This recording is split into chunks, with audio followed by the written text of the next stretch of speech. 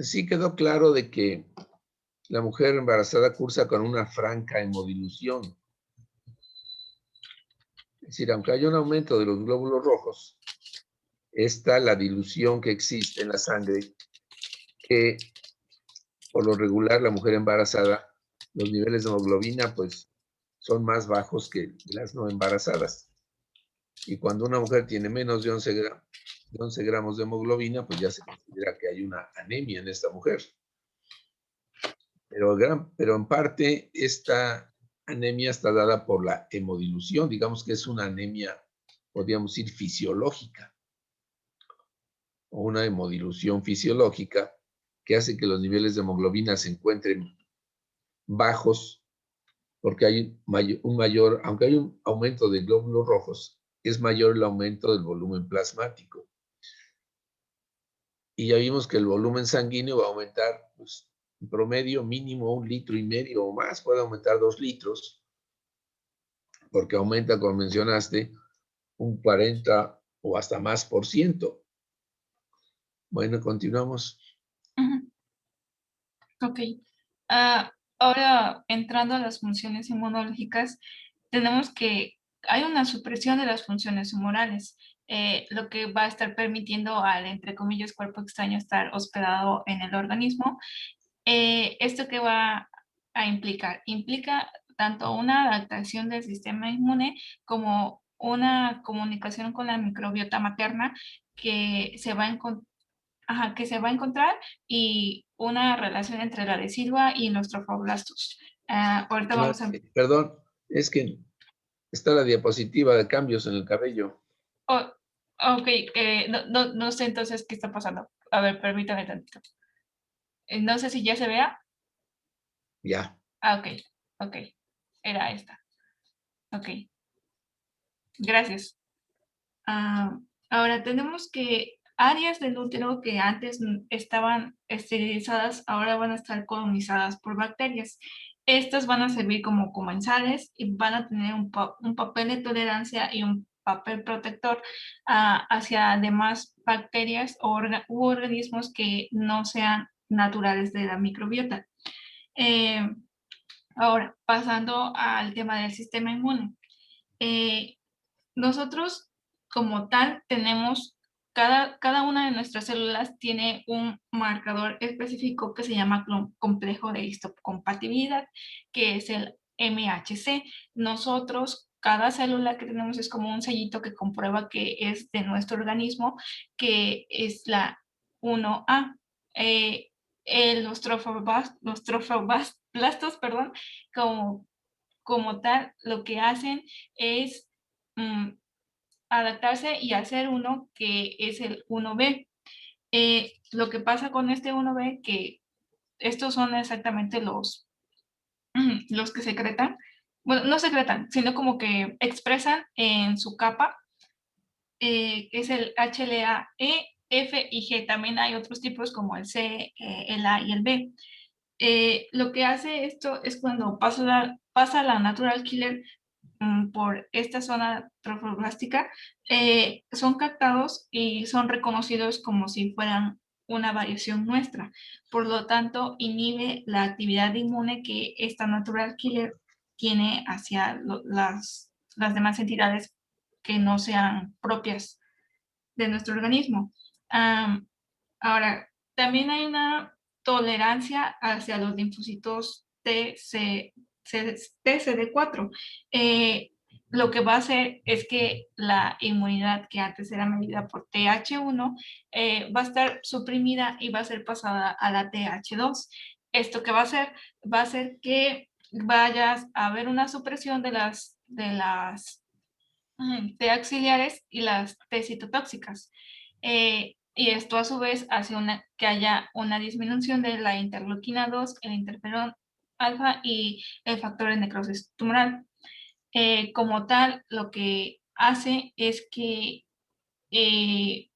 esta disminución lo que hace es que enfermedades como la esclerosis múltiple, la tiroiditis de Hashimoto o la misma artritis reumatoide tengan una remisión, porque el sistema inmune va a empezar a hacer un sistema inmune más humoral, o sea, más basado en anticuerpos de lo que naturalmente una mujer no embarazada es.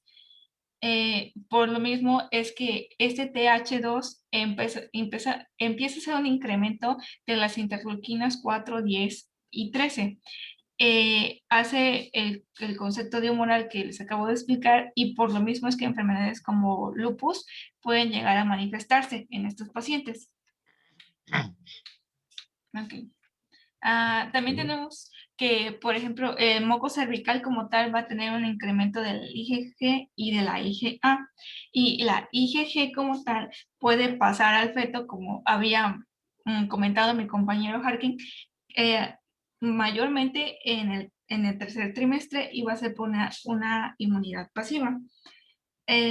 Ahora como tal, tenemos que esta relación de CD4 y CD8 no va a estar alterada. De todas maneras, tenemos que estas células se encuentran, son estas dos de acá que se pueden ver en la imagen. El trofoblast como tal da el antígeno fetal, entre comillas, que van a ser secretados e identificados por estas células y van a tratar de hacer como una actividad inmune, una respuesta inmune. Lo que va a pasar acá es que hay unas células TCD4 específicas que se va a llamar TRENCEL, que van a codificar este término de acá que se pronuncia COX-P3, que es un transcriptor Forkel-Fox de proteína 3, que hace que la potencia de este sistema inmune sea menor y junto con las MHC hace una supresión total del sistema inmune y hace un embarazo, vamos a decir, ideal en términos inmunológicos.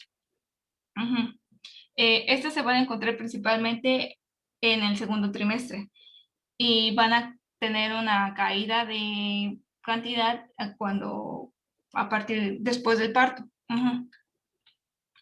Bien. Ok. Ahora de leucocitos y linfocitos tenemos que leucocitos va a haber más. Van a ser de 15,000 unidades de cilindro. Perdón, microlitros. Y ya después del parto o el puerperio, van a haber un incremento. Este incremento, hasta la fecha no se sabe a ciencia cierta debido a qué es, pero hipótesis están planteando que es debido al ejercicio extenuante que pasa la mujer en esta etapa. Después tenemos que del linfocitos B no va a cambiar y el linfocitos T sí hay un aumento, pero como les estaba mencionando, la relación CD4-CD8 se mantiene. Okay. Bueno, aquí hay algo importante. Los leucocitos aumentan de forma fisiológica durante el embarazo. Así es que una mujer que tiene durante el embarazo 15,000 leucocitos por mililitro, pues es normal, siempre y cuando no haya datos de un proceso infeccioso o inflamatorio. Es decir, es normal esta leucocitosis fisiológica en el embarazo, es decir, que a pesar de que hay una gran hemodilución, los leucocitos sí aumentan en tal forma que de 10,000, que digamos es lo máximo que encontramos en una mujer no embarazada, pueden aumentar fácilmente a 15,000 y es normal. Ahora, sobre todo en el puerperio, en el primero o segundo día del puerperio, sí los leucocitos pueden aumentar a mucho, a 20, 25,000, también es normal. Mencionas que el ejercicio, está hablando del trabajo muscular que se efectúa durante el útero, durante el parto o el trabajo que efectúa la paciente durante el parto con el esfuerzo del pujo. Y es normal que en una mujer en el primero o segundo día del puerperio encontremos leucocitosis de 20 a 25,000. No, es normal, siempre y cuando no tenga fiebre, no tenga otros datos, por ejemplo, de una infección puerperal. Pero si no tiene ningún dato de infección y tiene 20, 25,000 leucocitos, primero o segundo día del puerperio, es normal, es fisiológico. Continuamos. Okay. Bueno, ahora pasando a coagulación y fibrinólisis, tenemos que va a haber un incremento de la coagulación. El estar embarazada es un estado procoagulante. De todas maneras, hay un equilibrio de todos los factores de coagulación que van a encontrarse aumentados, excepto el factor 11 y el factor 13. Acá se pueden observar las cifras de cómo van aumentando acorde a una paciente que no está embarazada. Eh, bueno, además de que el fibrinógeno va a tener un aumento mayor del 50%, lo que va a ser un promedio más o menos de 450 miligramos de cilitro. El factor estabilizador de fibrina, que es el factor 13, reitero, está disminuido y la actividad fibrinoléctrica se reduce en el embarazo. Eh, Tenemos que la proteína C, la S y la antitrombina, que son inhibidores de la coagulación, también van a estar disminuidos y que después del parto es cuando empiezan a volver a tener sus valores normales. Ah, ok, ¿qué más que agregar? Es que igualmente las plaquetas van a estar disminuidas en alrededor de 215,000 microlitros, ajá, unidades microlitros. La trombocitopenia se considera que es debajo del percentil 2.5 y que va a corresponder igualmente a unas 116,000. Estoy hablando igualmente de las plaquetas. Estas cosas Perdón, ¿corresponde a cuánto dijiste? a 116,000. Bueno, normalmente en el embarazo puede haber una disminución del número de plaquetas, pero también condicionado en parte por la hemodilución. Pero sí, es una plaquetopenia, pero fisiológica, sin llegar a ser algo patológico. Cuando sí las plaquetas descienden por a menos de 100,000, entonces ya lo consideramos algo anormal. Pero mientras estén por arriba de 100,000, como mencionaste, ¿ciento qué? ¿16 o cuánto? Ajá, 116,000. Vamos a poner que la mujer embarazada que curse con 150,000, 200,000 plaquetas es normal. Cuando ya bajan abajo de 100,000, entonces sí ya debemos preocuparnos porque está sucediendo un consumo plaquetario, puede ser por preeclampsia, lo más probable, o por alguna otra situación. Pero aquí vemos, por ejemplo, que el fibrinógeno aumenta mucho, de 256 miligramos a 473. Es decir, que una embarazada, el fibrinógeno normalmente lo vamos a encontrar entre 350 y 450 promedio. Es normal, ¿verdad? Los demás factores también aumentan, como el factor 7, el factor 10, el plasminógeno, y como mencionaste, los que no aumentan son el factor 11 y 13, ¿verdad? Ujú. Bueno, entonces sí hay una pequeña disminución de las plaquetas durante el embarazo, pero no que lleguen a menos de 100,000. Cuando ya llegan a menos de 100,000 o se acercan a 100,000, pues ya lo consideramos ya algo anormal y tenemos que investigar por qué está presentando esa plaquetopenia esa paciente. Una de las causas más frecuentes es la preeclampsia. Bueno, continuamos. Ok. Pon tu cámara, La tengo roto, doctor, pero se la enseño si gusta. ¿por qué la tiraste? No sé, es que ya traté de componerla, pero como que está introducida en la computadora, eh, no le puedo hacer mucho. No Pero se sé, ve bien, ¿sí se ve bien? se ve bien, Ah, bueno, está bien, de acuerdo entonces. Es que a mí me aparece como borroso, como entre líneas. se ve bien. Ah, Bueno, ok, continuamos. ok, ok, está bien. Entonces tenemos que, entrando al sistema cardiovascular, tenemos que se van a ver cambios en a partir de la quinta semana de embarazo. Eh, puede ser de la quinta a la octava semana. Va a haber un aumento del gasto cardíaco. Y también como tal se va a reflejar una resistencia una resistencia de la frecuencia cardíaca primero en la 12ª y la 16 semana y después va a tener otro aumento de la 32 a la 36. Como tal, en la sexta semana se va a encontrar una presión arterial disminuida, o se va a empezar a disminuirse la presión arterial. Ah, ¿A partir de qué semana? la Perdón. sexta, doctor. Sí. Ajá. También tenemos que la precarga va a tener un aumento de la 10 a la 20ª semana, y por ejemplo acá ya les voy a estar hablando de que va a haber, bueno, esta precarga va a estar debido a una expansión del volumen como tal, y, y el rendimiento ventricular influye por lo mismo que de la resistencia vascular y del flujo arterial pulsátil. Ahorita voy a tocar ese tema más adelante mejor.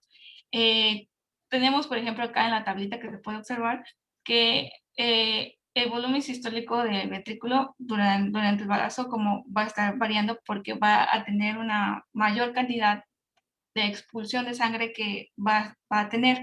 Entonces acá se puede observar como en las primeras semanas tiene un pico, después desciende y después del parto igualmente. Este volumen va a volver a ser reabsorbido. Ah, no sé si ya se cambió.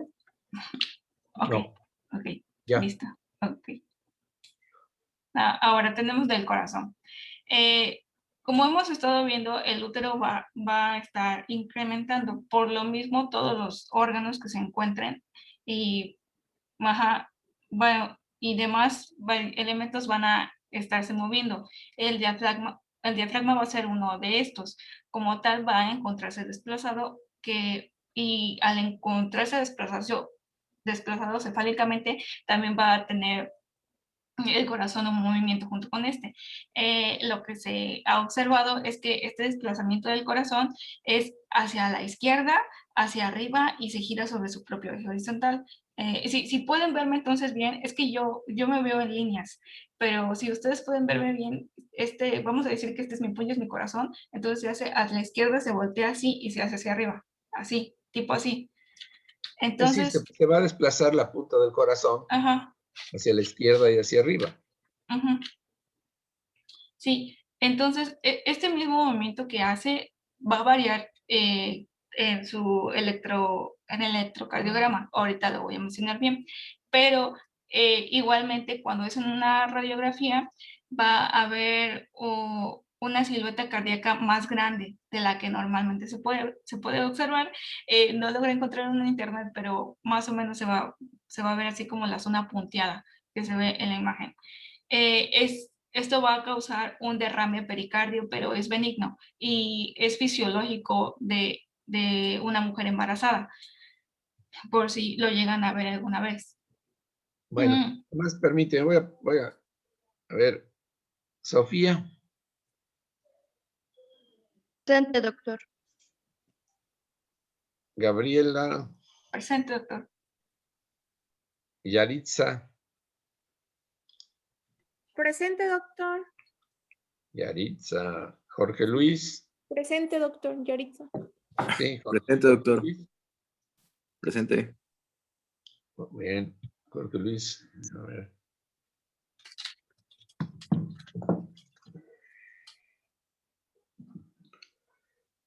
Miguel César, José Miguel César, Presente, doctor. te salté si estás. Ok, gracias. La que no estuvo fue, También sí, la que no doctor. estuvo fue Beuyani. Doctor, también sí, no sé si lo saltó o ya tiene lo de la lista nueva, pero pues aquí estoy. ¿Cómo te llamas? Sid, Gustavo Sid. Sí, Sid. no, no te tengo.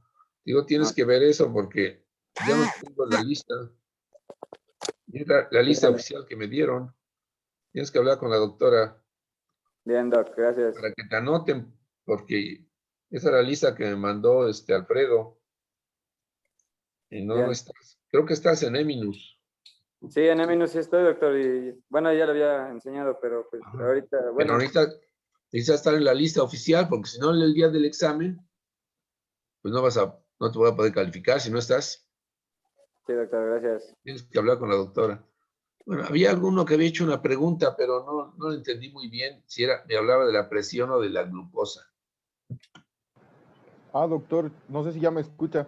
Ya, Le comentaba que si, por ejemplo, una paciente llega en su primera consulta o desde antes del embarazo y tiene glucosa de 100, y la mantiene, ¿se debe considerar como que tiene hiperglucemia o no? Sí, durante el embarazo sí. Aunque Aunque haya... Ajá. Sí, no importa, porque el embarazo cursa con cifras bajas de glucosa, porque hay un hiperinsulinismo. Entonces, si tenía 100 de glucosa, pero va a consulta y se mantiene en 100 o 95, por ejemplo, de todos modos se considera que debe hacerse una prueba de tolerancia a la glucosa porque está fuera de los parámetros normales. Se podía considerar normal hasta 92 durante el embarazo. Pues ella, aunque toda su vida tuviera cifras de 100 que son normales, durante el embarazo deben bajar. Sí, es que mi duda era porque como ayer se tomaba en cuenta la presión arterial previa, pensé que igual podía aplicar, pero pues ya No, ahora entendí que no. No, es muy diferente la presión arterial. La presión arterial, y no necesariamente previa. Vamos a poner que la paciente ya está embarazada, pero tiene durante el embarazo cifras de 90 a 60, que su presión de la paciente era normal 110, 80, por ejemplo.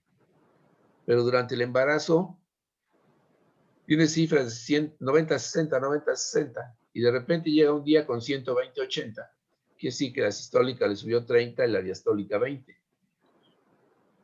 Entonces, hubo un aumento exagerado de su presión, aunque aparentemente está entre límites normales, pero para una embarazada, el aumento de 15 de 15 la diastólica y 30 la sistólica ya representa hipertensión. Sí. Independientemente de que de esas cifras tensionales antes del embarazo. Esto es, digamos, hay que tomar en cuenta las cifras tensionales al inicio del embarazo. ¿Qué cifras está teniendo esa paciente? O a lo mejor hasta el 7º mes tiene cifras tensionales bajas y de repente en el 8º, en el 9º le sube mucho.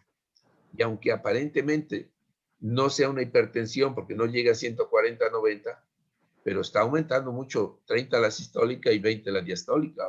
O con que aumente 30 y 15, ya algunos autores la consideran anormal. Bueno, continuamos. Okay. Gracias, doctor. Bueno, entonces continuando, tenemos que por este cambio que hace el corazón, anatómicamente hablando, en el electrocardiograma va a haber en las derivaciones en las derivaciones 2, 3 y en la ABF un aplanamiento o inversión de la onda Q.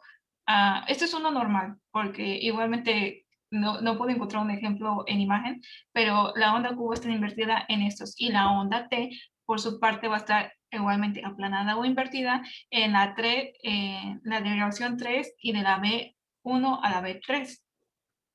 Ok. No sé si ya cambió o no ha cambiado. Todavía no. Ok, ahora sí ya. Ya. Ok. Ahora, hablando de sonidos cardíacos, cuando hacemos una auscultación, tenemos que en el primer sonido cardíaco como tal va a haber un aumento de a comparación de cómo se escucharía en una mujer no embarazada. Se va a corresponder a los volúmenes que les estoy mencionando que se pueden hacer en el pericardio. El segundo volumen no va a encontrar cambios, y a su vez el tercer volumen como tal se va a encontrar, eso es lo que, o sea, es su importancia, de que se puede escuchar perfectamente el sonido, el tercer sonido fuerte, y es como el último que se escucharía en una paciente. También hay pacientes por su parte que creo, me parece el 90%, que van a encontrarse con un soplo sistólico que interfiere entre la inspiración y la expiración. También tenemos que el volumen plasmático es el que aumenta las dimensiones cardíacas tanto en sístole como en diástole, pero que a su vez este corazón no va a tener como un aumento en el espesor de su septum ni en una fracción de eyección que tenga el ventrículo izquierdo. O sea, estos no van a cambiar, van a ser normales. Por lo tanto, es que se dice que una hipertrofia del corazón como tal no hay en su músculo. aunque la expansión de la masa como tal del ventrículo izquierdo sí tiene un incremento, no es una hipertrofia como se veía en una hipertrofia por hipertensión arterial. Es debido a la misma plasticidad que tiene la masa muscular cardíaca. Bien. Bueno, anatómicamente, este aumento de plasticidad que tiene el corazón es de la semana 26 a la 30 y les reitero, en fines clínicos no hay un cambio y no debería de haber ninguna molestia para la paciente. Igual el trabajo cardíaco junto con la producción de gasto cardíaco van a tener un aumento del 25%. Okay. Ahora pasando al gasto cardíaco, tenemos que cuando la paciente está en decúbito ventral en reposo, el gasto cardíaco va a tener un aumento. Esto es debido a que este es el decúbito supino, que también lo he escuchado como ventral. No, uno es ventral y otro, bueno, es decúbito supino. Ok, perdón, decúbito supino y decúbito lateral. Si se pueden ver, si se puede observar en las imágenes, es una operación que el útero junto con el feto hacen tanto en la vena cava como en toda la sección. Esto lo que hace es que al comprimir estas zonas, el gasto cardíaco va a estar disminuido y cuando se dejan de descomprimir, cuando la embarazada se pone en decúbito lateral, este gasto cardíaco vuelve a aumentar. Y por lo mismo de que este gasto cardíaco aumenta, la oxigenación fetal llega a ser hasta un 10% mayor. Okay. Bueno, esto es muy importante. Es lo que constituye la hipotensión o el síndrome de la vena cava o la hipotensión que presenta la paciente cuando está embarazada y se acuesta así, en decúbito supino, boca arriba. El peso del útero, con todo y el feto, que ahí nos tiene un promedio de 6 kilos, puede ser poco menos o más, va a comprimir la vena cava inferior, entonces disminuye en forma muy importante el retorno venoso.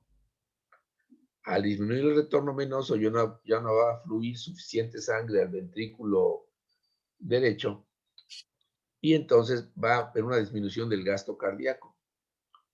Y la paciente se va a poner nerviosa, taquicárdica, hipotensa,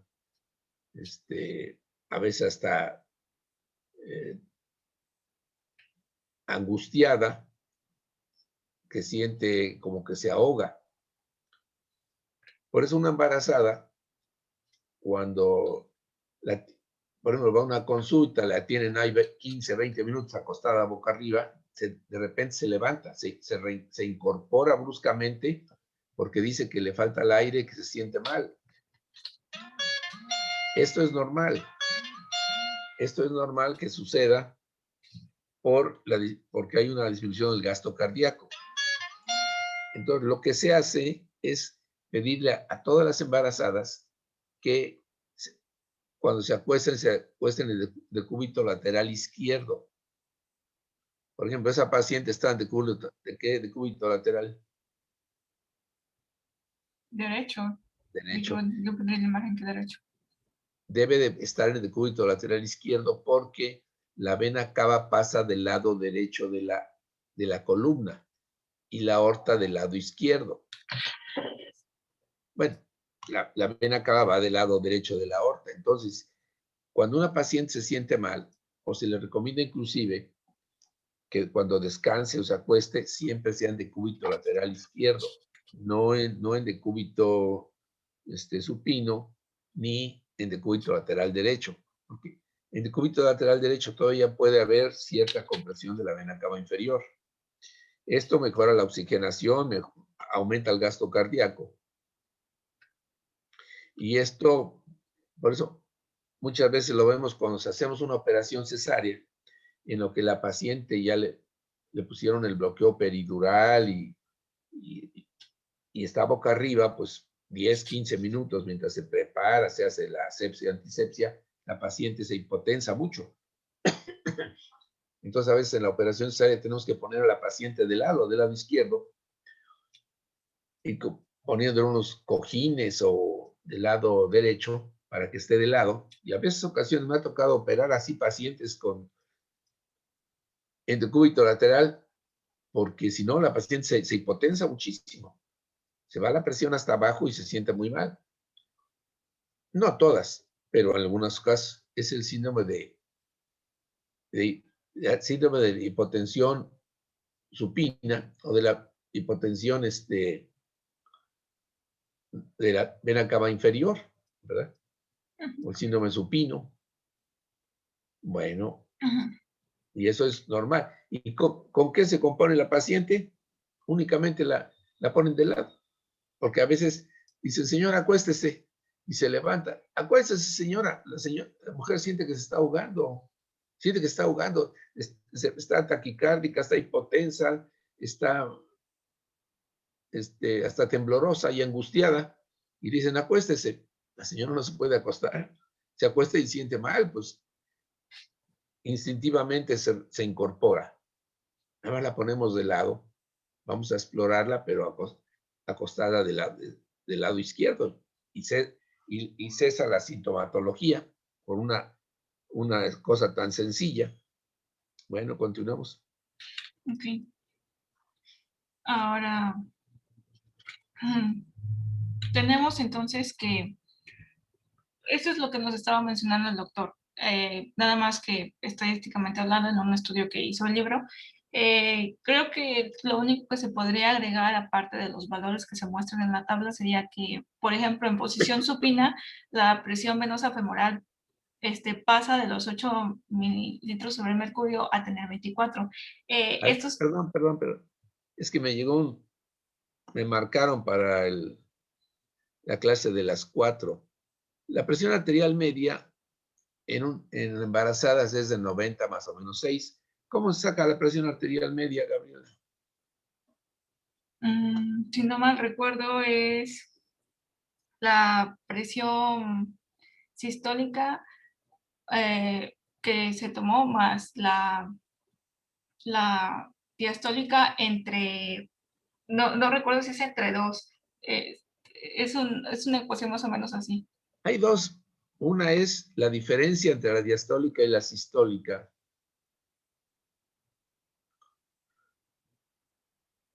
Mañana me dices, ¿qué? Martes. Hay dos formas de sacar la presión arterial media. La presión arterial media debe ser más o menos de 90 en una embarazada, ¿verdad?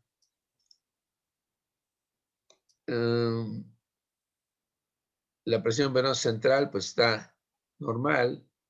La frecuencia cardíaca, bueno, te faltó decir cuando hablaste normalmente hay un aumento de la frecuencia cardíaca en la embarazada, pero no mucho, unos 10, 15 latidos. Es normal, ¿verdad? Sí, el gasto cardíaco aumenta